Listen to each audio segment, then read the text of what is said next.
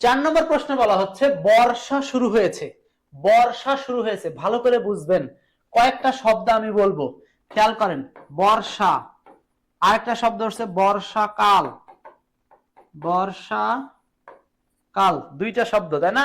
এই দুইটা শব্দের মধ্যে পার্থক্য কি? হ্যাঁ, বর্ষা আরেকটা হচ্ছে বর্ষাকাল, আরেকটা হচ্ছে বৃষ্টি। এখন আসেন, এইগুলোর মধ্যে পার্থক্য। বর্ষাকাল যদি বুঝায় তাহলে আপনি রেইনি সিজন পাবেন, রেইনি সিজন। আর যখন বর্ষা বোঝাবে তখন আপনি পাবেন হলো দা রেইনস, দা রেইনস। কেন রেইনস? কারণ বর্ষাকালে যখন বৃষ্টি হয় তখন সেটা ঘন ঘন বৃষ্টি হয়, একাধিকবার বৃষ্টি হয়। এই সেন্স থেকে এটাকে আমরা প্লুরাল ধরবো।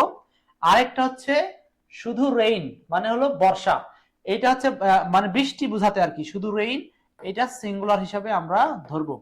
The rain has set in, the rain. এখন প্রশ্ন হলো এইটা অনুযায়ী যখন আমরা বর্ষা পাবো এটাকে আমরা প্লুরাল ধরে নিব।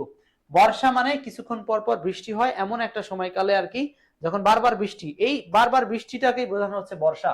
তখন আমরা এটাকে প্লুরাল সেন্সে অ্যান্সার করব, the rains have set in.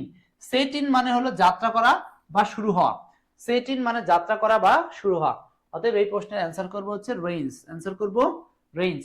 যদি এরকম কোনো কোশ্চেন দেখেন যে রেইনস অপশনে নাই, শুধু রেইন উত্তর করার সুযোগ আছে, তখন আপনি the rain has set in বলতে পারেন। কিন্তু the rain has set in এর আগের প্রাধান্য দিবেন হচ্ছে the rains have set in. কোশ্চেনটা মনে থাকবে সবার? আচ্ছা, আর বাকি দুইটা ভুল, কারণ হলো সেট আউট মানে যাত্রা করা, এটা তো যাত্রা করা না। সেট অনও না, সেট অন মানে জ্বলতে থাকা, এটাও না। প্রতিস্থাপন করা না, বরং শুরু হওয়া অর্থে আমরা গ্রুপ ভার্ব জানি হলো সেট ইন।